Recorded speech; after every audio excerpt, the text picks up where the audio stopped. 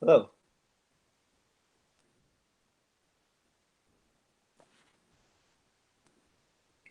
I can't hear you.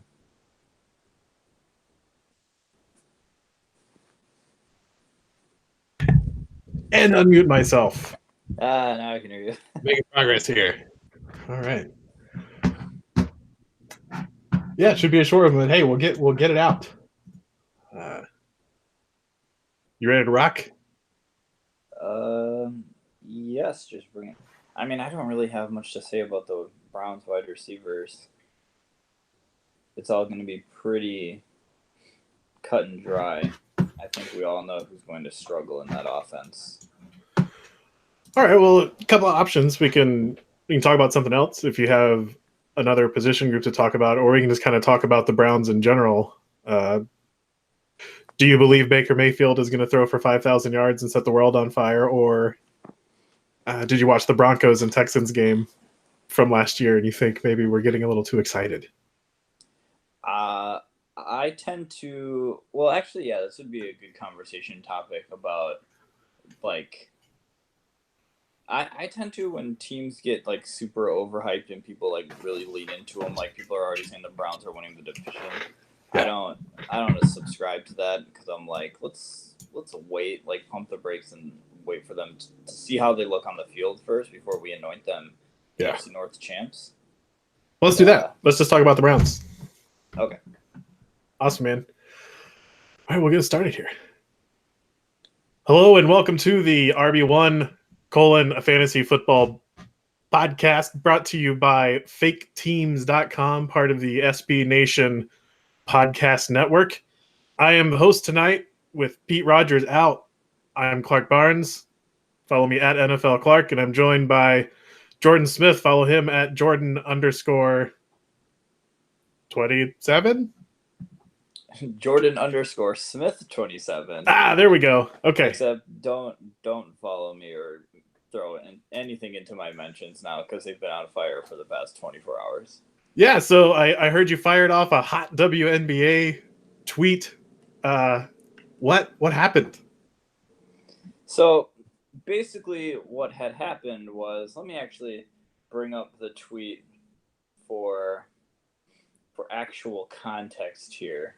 It's not a hot take. I don't even know how it caught like a little bit of fire because I didn't tweet at anybody that was like retweeting it or like somebody with a blue check mark who retweeted it. It somehow just caught fire. So Natalie Achanwa, so her team played a game.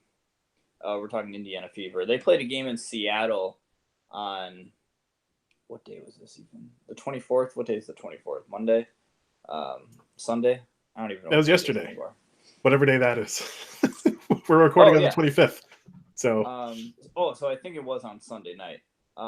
So they basically had a lot of travel issues and like didn't get home back to Indiana for like 24 hours or something like that. And it was just kind of a bad look that a professional sports team had to endure that sort of uh, long travel, that sort of thing. That sort of stuff doesn't happen to other teams. I feel like on the professional level, I mean, we can get into the minutia of minor league teams and all that other stuff, but I had said just through a quick Google search, I'm like, ESPN pays the WNBA $25 million per season to broadcast their games. They should have team planes. Just a very simple tweet. I am a not newborn. I am a new Washington Mystics fan this season because this is my first year living out in DC. Never lived in a city with a WNBA team, and I'm like, hey, I want to follow this team so I can have some sort of local tie, and I know basketball, so I don't have to like learn a new sport generally. And my point was that there is a clearly people see some sort of value in the WNBA if they're willing to pay $25 million for the rights to air their games. So I'm like, the ESPN doesn't doesn't commit $25 million per season to have these games broadcast on their channels if they don't make more than that $25 million back. They're not taking a loss. They're not breaking even. There's value in there.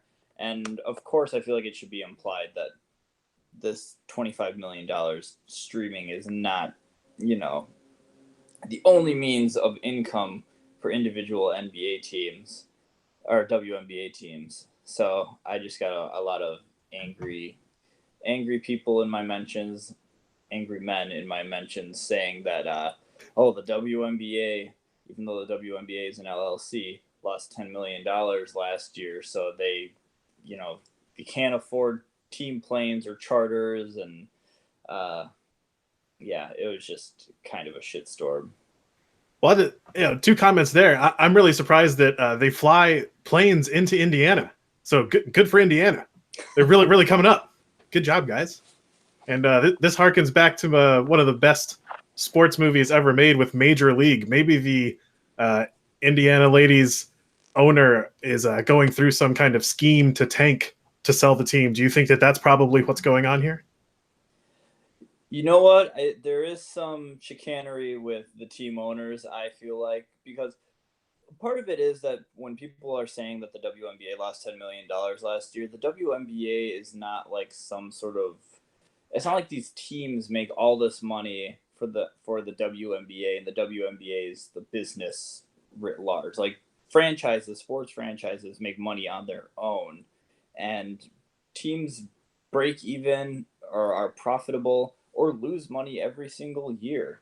And from what I could find, there wasn't a lot of information on the web. A lot of articles also said that like WNBA, whatever individual franchise is making that revenue information is extremely scarce, and it's really hard to find. And I found that by doing some research, but I did look into like the team owners, and I figured out some numbers for people who actually own these teams.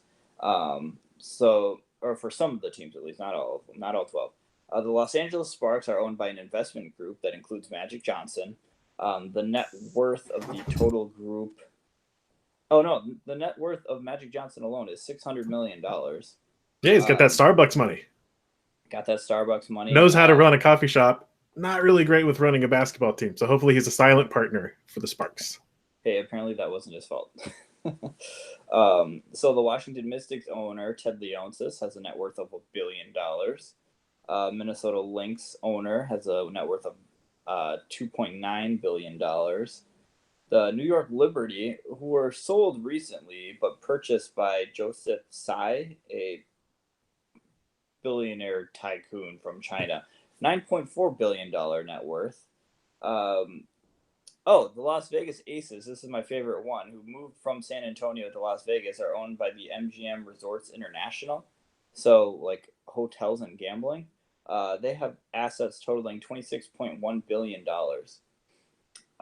So, basically, if these owners, if these groups, if they treated these teams like actual businesses and not like fun toys or commodities that rich people own, like, oh yeah, I have a yacht, I have ironically my own private jet, and I own a sports franchise. Like, no, you have to put money into it, treat it like a business, and these people can afford to put a little bit of money into there to at least charter flights for their team so they don't look ragged, and they don't look bad on the actual court. You're putting money into your product. Like, look at Deshaun Watson last year when he had to bus around because he was injured. But it makes a difference having to drive across states than to fly there comfortably. You know what I mean? Yeah, I think we can put most of that on the offensive line with Deshaun Watson. But I agree. Yeah. If you want someone to do well, it looks like there's plenty of money to be had. And it looks like the folks that do own these teams may be able to spring for like the 30 or 40 extra seats that may go to waste. But at least you got to find out a lot of people on Twitter who you don't need to follow or worry about their opinion. If someone came at you angry for saying like, hey, professional sports franchise, how about we get them their own plane? Doesn't even have to be their own plane. You could just rent one charter a plane, I think is what people who know what they're talking about call that. So, oh yeah, but very interesting. Apparently that's too expensive. But guess what, Clark? I have the numbers on that. It is not too expensive to charter a jet. So Boeing 737-400 and 737-800 cost $9,000 to $11,000 per hour to charter. So, folks like us, we couldn't get an hour in the air probably. But these WNBA franchises could probably fly from DC to LA. So I took the Mystics schedule because they played 19 away games, but the furthest they go is to play the Seattle Storm. They play Phoenix and they play Los Angeles. Los Angeles is like 5.5 to 6 hour flight, which would mean they would have to pay $55,000 to $60,000 to charter a flight there. Which isn't a lot. So these ladies have to be flying like economy for that money not to make sense. Well, also it's like, how much money are they paying per ticket per person to fly on these planes anyway? You know what I mean? It's like, are they actually forcing them to connect? Or are they actually getting, because you've flown, it costs different amounts of money per ticket depending on when you want to get there. Yeah, I mean, just this week we had Cam Newton offer somebody $1,500 for a little extra legroom on a flight to Paris, and he was turned down. So maybe it's a little more expensive than we think, but $55,000, that sounds like a deal to rent a plane all by yourself. Yeah, anyway. And I'm only 5'11", but I hate sitting in regular airplane seats because for more than 3 hours, my legs are just like, please, I need some more space in this. I can't imagine what it's like for somebody who's actually 6'4" and taller in some cases. Yeah, flying's terrible. I'm 5'11" also, and a little rotund, so always have to go for the aisle so I can lean out, or window seat so I can lean over. The best is flying with a companion of normal size, so you can just take a lot of their seat. That's kind of my strategy from here on out. Oh yeah, when I went home the other weekend, I was head on girlfriend's shoulder, like passed out, so I could get a little bit more of a stretch. Anyway, people love our WNBA talk. That's all right, guys. This is what they came here for. Hot WNBA talk, followed by some hot dead season fantasy football talk. Tonight we're gonna just 2 topics since we're playing shorthanded. We're gonna talk about the Patriots running back situation, which is befuddling me, so I want to chat it out here with Jordan on the pod. And then we're going to talk about the Browns, who are getting a lot of attention and deservedly so this offseason. And so I'll just go ahead and kick us off. A couple of weeks ago, I tweeted out, someone had asked me which New England running back should they draft this year. And I kind of flippantly said, you draft the cheapest one because we're wrong every year. And, the third running back is always the one who produces. And then I actually went back and did some research on whether or not that was true. So we have some numbers here. I'll try to go quickly. In 2018, James White finished as the PPR RB6, and he was drafted behind Rex Burkhead, who was going at the 604, and Sony Michel, who was going at the 711. So James White went third, finished first. James White was a 9th-round pick last year.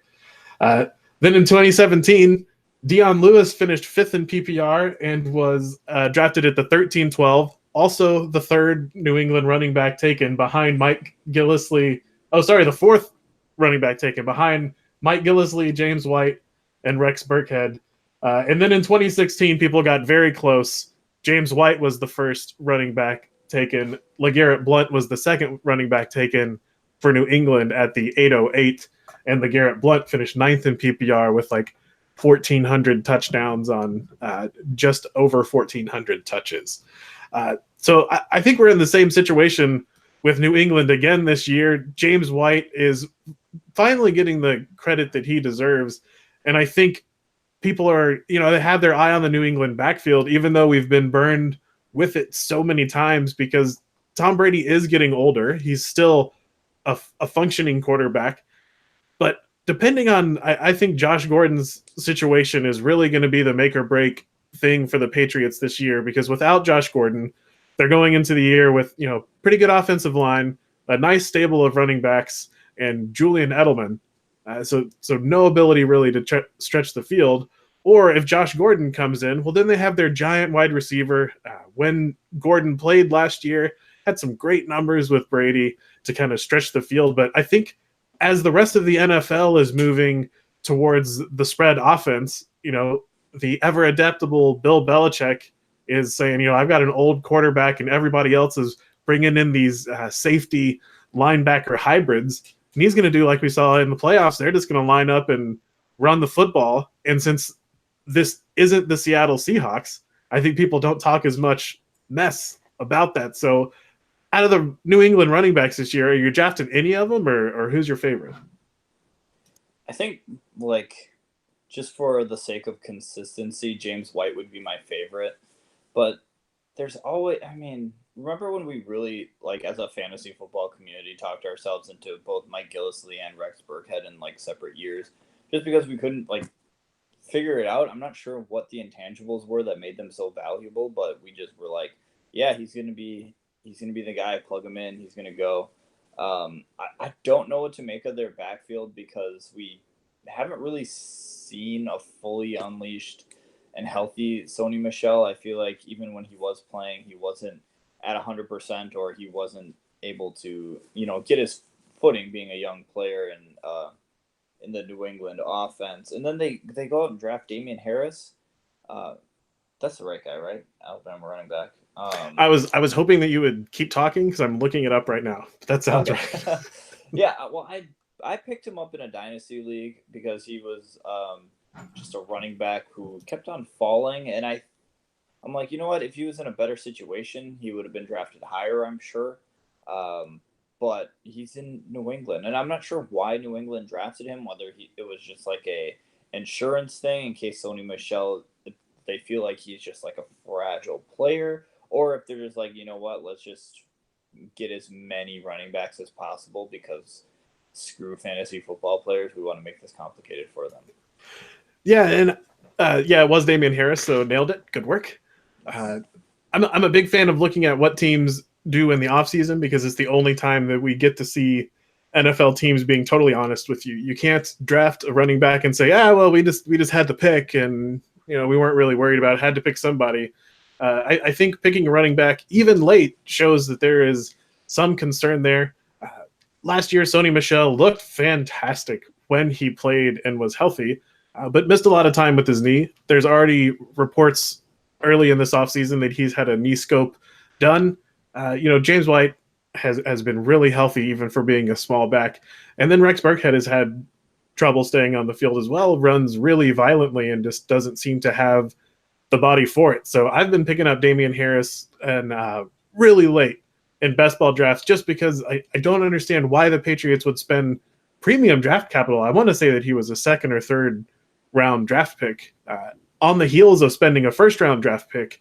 Again, when the whole community says running backs don't matter, the Patriots seem to be swerving. So I don't know why they would spend that if they don't plan on using him or aren't at least legitimately worried that Sony Michel is not going to be able to carry the ball for him. So yeah, I'm copping out and taking the cheap option, but I'll probably be doing that in redraft too, just holding on to it and seeing how it turns out. Because I just, James White's, let's see where he's going.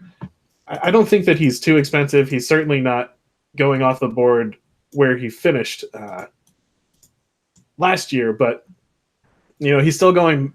James White's still going behind Sony Michel. Sony Michel's going off at 502, and James White going at 508. This is all Fantasy Football Calculator 12-team PPR. So that's about right for a New England backfield, but I'd rather not try to play the maddening dance of picking which running back it's going to be. I'd rather just kind of draft Damian Harrison and wait until someone gets hurt and we find out Tom Brady can't throw the ball anymore, and then I'll put that number one Patriots running back in there. Yeah, like you said before, Damian Harris was a third-round pick, which is, again, on the heels of Sony Michel being a first-round pick. And in today's NFL, a third-round running back is, still top tier, basically. Yeah. So I don't know. One of the things the Patriots like to do, you hear this all the time, is they don't ask, what a player can't do. They always ask themselves what a player can do. So clearly they think that Damian Harris fills some sort of role for them in some sort of tangible way. And I feel like he could see the field one way or another, whether that's through a timeshare. Who knows? Maybe they think he's a really good pass block running back to help, protect their 1,000-year-old quarterback. Who knows, really? I've given up trying to guess what the Pats are going to do on offense. Got burned in one league by Chris Hogan last year. Not going to try to pick which running back it is. I would go after James White if the draft price was right. But, yeah, at this current juncture, I think the only guy I'm truly comfortable picking is Tom Brady. Yeah, and I think Julian Edelman, where he's going kind of third, fourth round, is a very solid pick just because there's not much else there. And the Patriots do seem to be shrinking the field, not vertically, but horizontally, running a lot of tighter sets because they don't have the personnel anymore. Even when Gronk was playing last year, he wasn't quite the Gronk we remember. He had an amazing Super Bowl, we remember, right? But he had like 2 catches or something. He had the biggest catch of the game, leading to the only touchdown. But he's just fallen off. And so once Josh Gordon was suspended again, they really lost that vertical outlook. So I'll definitely be keeping a real close eye on Josh Gordon, who I've also been picking kind of as a free pick in round 19 or 20 in best ball. Because, if he plays, I have full faith, if he can get 10 games in, that we're going to get 1,000 yards and 8 or 9 touchdowns out of him, or 0. and that's why he's free. So I think I had one more stat here. So I looked at rushes and pass attempts to running backs by team, and I separated just New England from 2014 to 2018. And each year in that 5-year span, the Patriots are giving more and more touches or attempts to their running backs. They started with 424 in 2014 and went up every year to 563. And so, I already thought the Patriots are going to try to continue to feature their running backs, but it looks like that's been the plan for a while. And while that's been going on, the NFL has gone in the other direction. All of the teams that are not the Patriots started off in 2014 with 14,738 running back either rushes or pass attempts. And that number has steadily declined except for a bump in 2017, which it doesn't fit my narrative, so I'm just not going to mention it.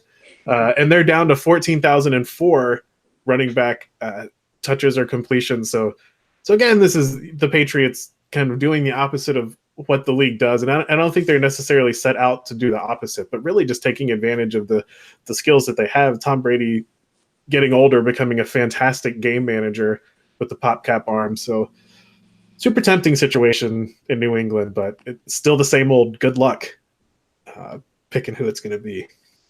Yeah, with an aging quarterback, a Hall of Fame quarterback, but an aging quarterback nonetheless, and Dante Scarnecchia coaching up your offensive line, I would want as many fresh running backs as possible. Yeah, I think it's a good strategy, and it's just fun to have teams going completely the opposite way, and the Patriots have shown they can do it. So I know without Pete here, we don't want to talk too kindly about the Patriots, but got to throw that in there. Oh yeah, I forgot about that. Nah, don't draft any Patriots. Yeah, right. They're not any good. This is the year that they all fall off. We're on the Dan Hanzus train for predicting Tom Brady's downfall. That's going to be this year. So yeah. So we're going to take a quick pause for some advertising, but as kind of a tease to make sure that you stick with us, when we come back, Jordan will tell us his favorite dinosaur.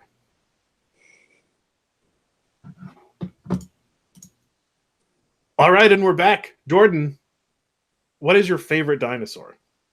You know what? I've always been partial to the Triceratops.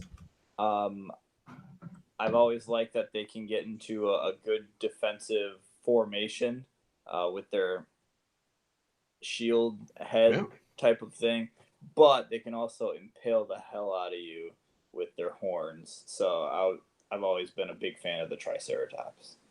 Strong choice. I think turning your defense into an offense, especially for a Paleolithic creature, is a good move. They got the spiky tail also, depending on what drawings you're looking at. always seems to be squaring off against the mighty T-Rex. So kind of an underdog story. I really like that choice. I like it. Hey, you know what? T-Rex, Velociraptor, all too cliche picks. So got to go outside the box. Yeah, that's just picking. That's picking your 6'4" gazelle wide receiver who can't stay on the field. I think that's the Triceratops seems to fit your in the trenches NFL narrative. I like that. Stay on brand. That's right. That's right. Our next topic tonight, we're going to talk about a situation that a lot of people are excited about, and a lot of people are kind of pumping the brakes. So I'll throw it over to you, Jordan. The Browns have made a lot of acquisitions this summer. I'm not going to run through them all, but mainly Baker Mayfield in his second year and Odell Beckham Jr., questionable character guy Kareem Hunt. Some folks are projecting Baker Mayfield as their number one QB off of his amazing season last year, where he didn't play a full year and still put up something like 37 touchdowns.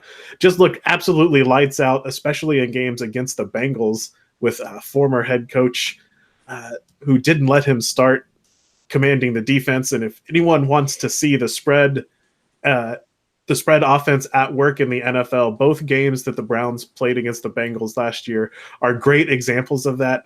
The Browns seemingly picking on Vontaze Burfict and it working to the tune of like 48 points a game. So just really fun football to watch.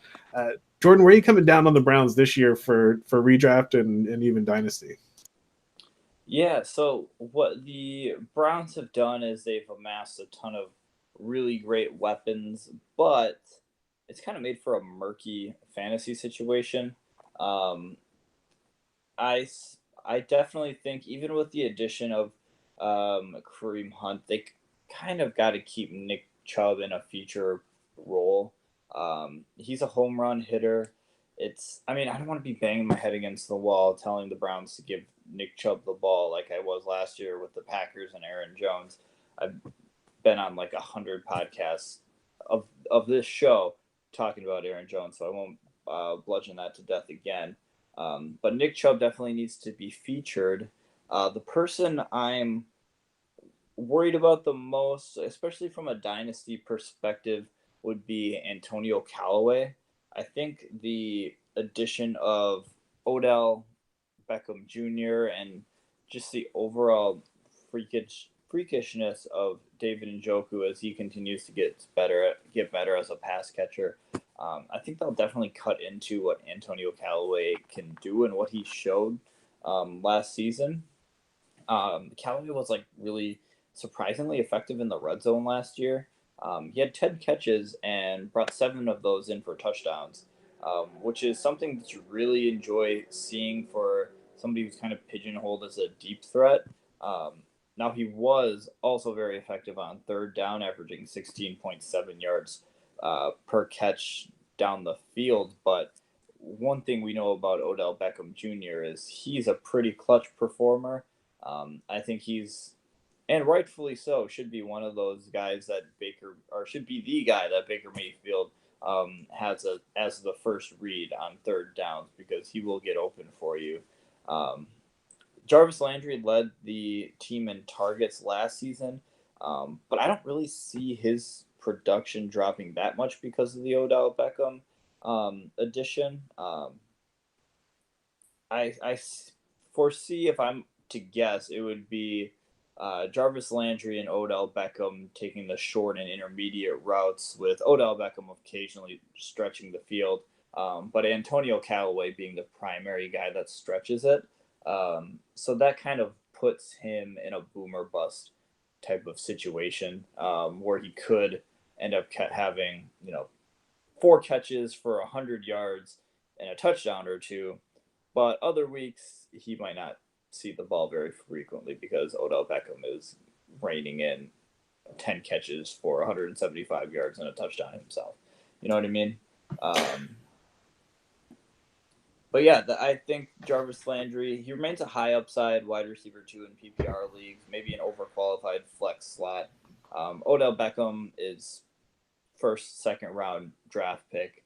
But Antonio Callaway, I'm not sure I'm looking his way very early in drafts, like I would have if there wasn't the Odell Beckham edition. Yeah, I think Callaway's going pretty late. He's not on Fantasy Football Calculator's draft list, so probably going outside the top 10, 15 rounds. I think that will probably change. There is a lot of hype for the Browns. If you believe in Baker Mayfield, he can do plenty to support. I think four receivers with Odell, potentially threatening for the wide receiver one. Overall wide receiver one. We've seen him do that before, and he's struggled to stay healthy. But he's done this with Eli Manning, who I'm not going to bag on as much as everybody else, but I think Baker Mayfield showed us more last year than we've seen out of Eli Manning for a while. So I think Odell is a kind of lock first round pick, even if the Browns aren't quite as spectacular as everybody is hoping they will be. I think it's still going to be relatively easy for Odell to give you 12 or 1,300 yards with 9, 10, 11 touchdowns with upside just kind of maybe even higher than what we've seen out of DeAndre Hopkins for the past couple of years.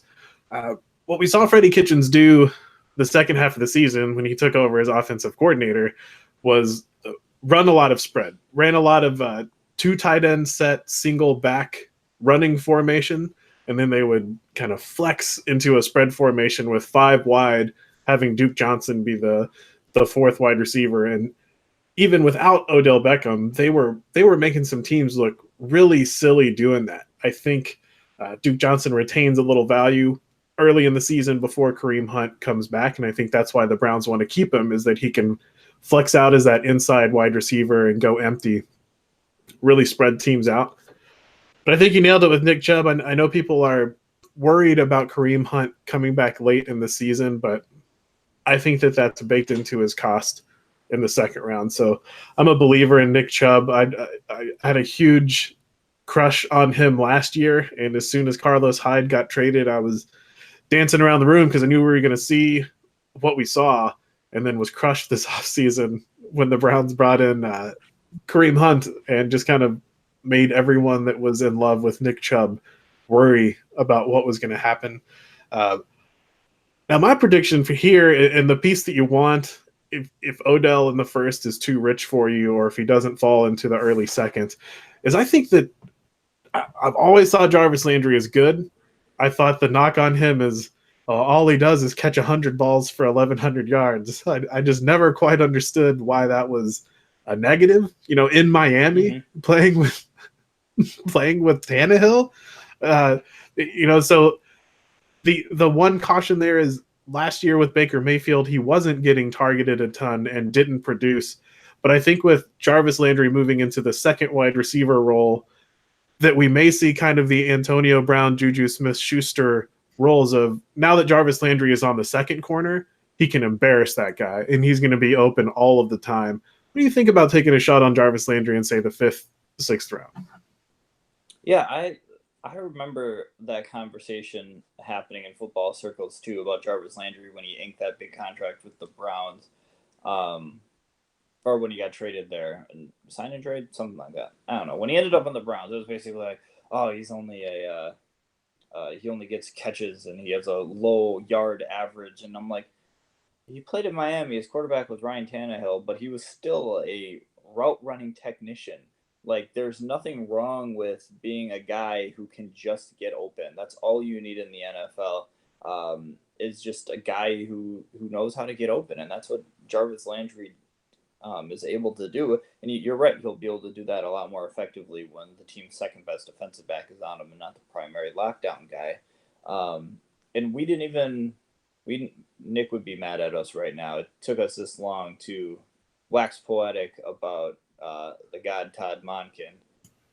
We have to do a little bit of a comparison here of Tampa Bay Buccaneers offensive fame from last year, right? Yes. Behind door number 1 is Ryan Fitzpatrick, Mike Evans, Deshaun Jackson, and Chris the Godwin. Behind door number 2 is Baker Mayfield, Odell Beckham Jr., Jarvis Landry, and we'll go Antonio Callaway, David Njoku, and Nick Chubb. One of the two. And Duke Johnson. Nick Chubb, Duke Johnson, Kareem Hunt. Which offense are you more excited to watch?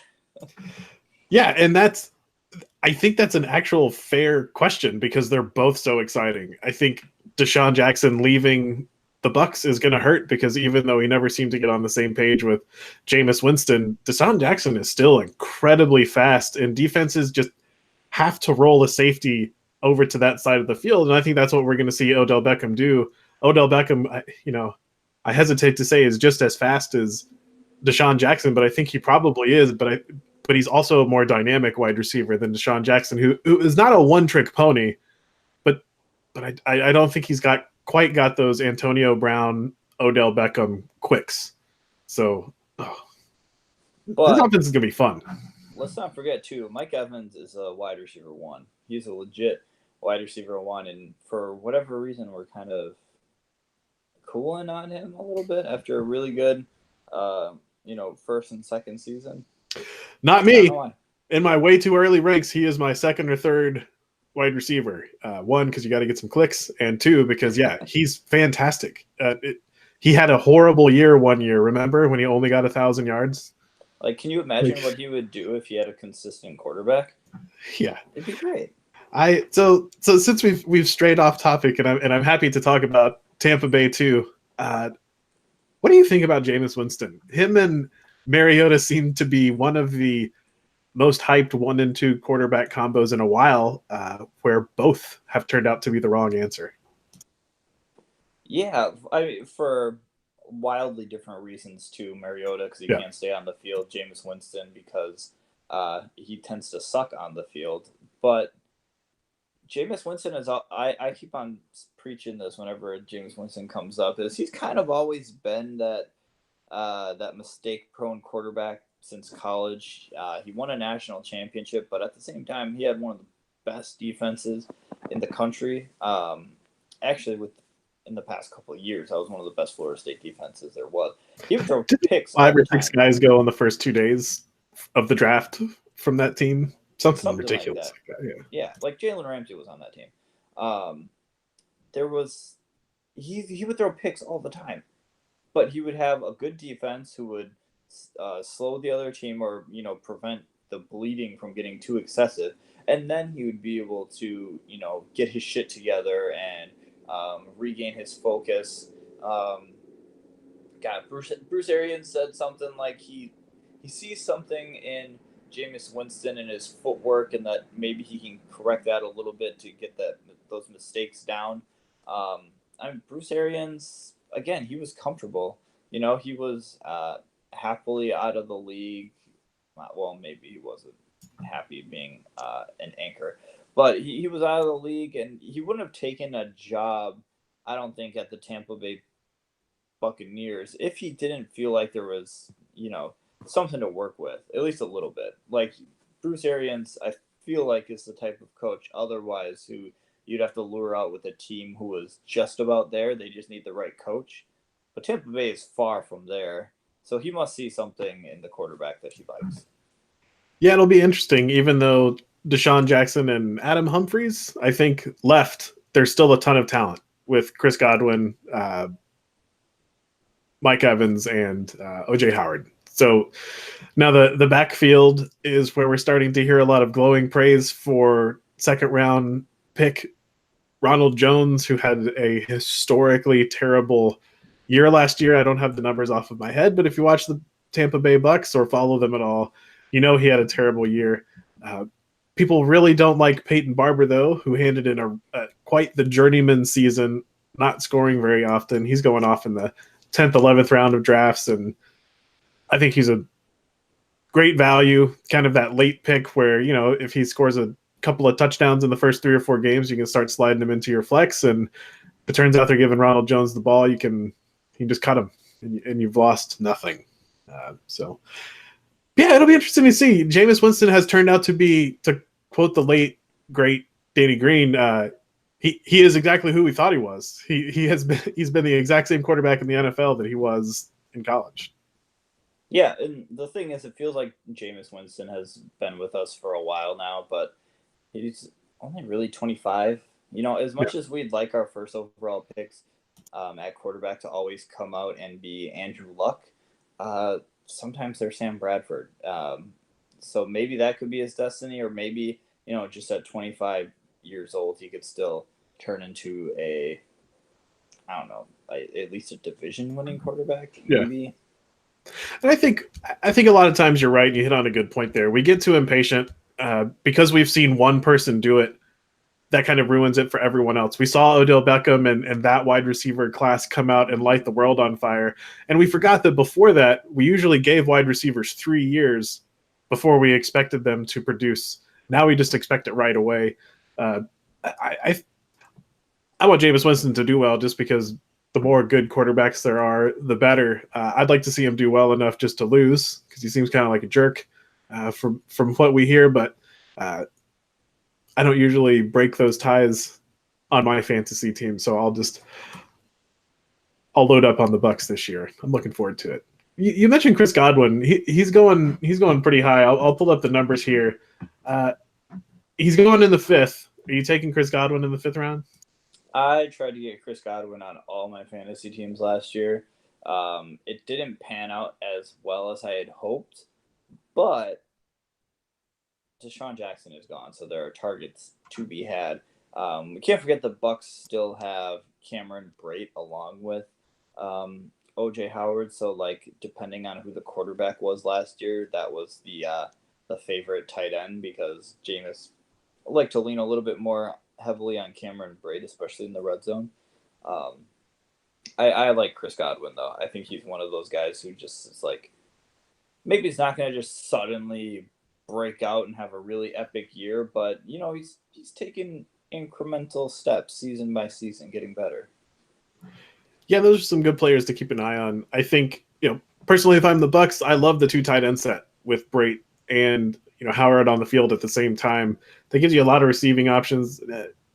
Either of those guys are bad blockers. I wouldn't say that they're the best, and I wouldn't say I'm the best judge of character. But just watching a few games on the old Game Pass, they're not terrible, and I think that you could put defenses in a bind there. So it'll be real interesting to see little Bruce Arians and Byron Leftwich, who struggled mightily with the Cardinals, just like everybody else on that team. Be interesting to see how that turns out. Also draft Deshaun Jackson on the Eagles. Just additional bonus coverage. Oh, yeah, I like him back on the Eagles. And on the other end, too, of the spectrum with the Mariota stuff, I also do want to remind folks again that Mariota, even though he's been injured and had those sorts of issues, he's also had different offensive coordinators every single season that he's been in the league. It's getting Alex Smith. Yeah, that lack of consistency might be hindering him even more so than the injuries. Well, of course, the injuries don't help, but if he could get a good healthy year and maybe somebody who is at least installing a similar offense to what he saw last year, give him the chance to actually build upon it and figure it out and learn it more. Who knows? Again, Mariota, still very young, even though both these quarterbacks feel like they've been in our lives for a decade. Yeah, I think they're still both on their rookie deals. I want to say they're moving into their 5th-year option, the both of them, but don't quote me on that. Of course, as a Texans fan, I hope the Titans are awful. And, that's just a little personal bias. I think the only person you draft on the Titans is Derrick Henry now. I don't even know if Derrick Henry is valuable until November, December. Right. For those 3 games a year, he is going to be fantastic. Oh, out of this world fantastic, though. It might be worth it. Yeah. All right, Jordan, I know we've been a little bit helter-skelter tonight. Pete is a really good host, and we really appreciate his work for keeping us on track. So you get to see what it looks like when an amateur tries to take over and slip into that seat. But Jordan, I'll give you the last word here. Anything else you want to chat about while we're on the pod? No, I'm when we were talking about podcast topics earlier today and yesterday, I had looked up when Hard Knocks was going to start because I was like, ooh, maybe we can do a little Hard Knocks preview. Not until August 6th, so still counting down the days until then. Yeah, that'll be a good one. Hopefully we'll have more to talk about than Hard Knocks recaps, but I wouldn't put it past us. No pop culture tonight since I don't get any of the references, but don't worry if that's why you tuned in. We'll get back to that when Nick and Pete come back. So I guess we'll wrap it up. Jordan, thanks for joining me tonight.